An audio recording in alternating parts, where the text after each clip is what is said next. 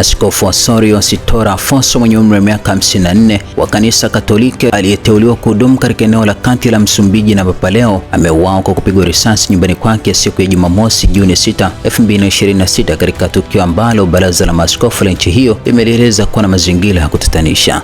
Kwa mujibu wa msemaji wa ofisi ya uchunguzi wa uhalifu nchini Msumbiji, Askofu Osorio alipigwa risasi kifuani nje ya makazi yake mjini Horimani.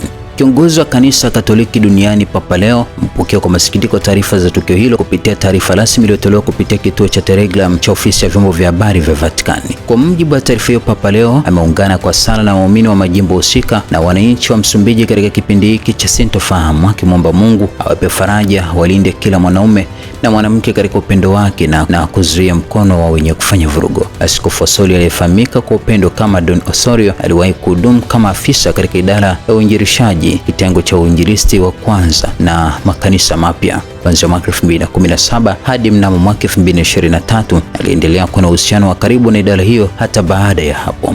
Aidha, alikuwa mshirika wa karibu wa shirika la habari la Feds, akiendelea kushirikiana nalo hadi wiki chache zilizopita, akitoa taarifa kuhusu maisha ya kanisa la eneo hilo pamoja na hali mbaya ya vurugu na migogoro nchini humo.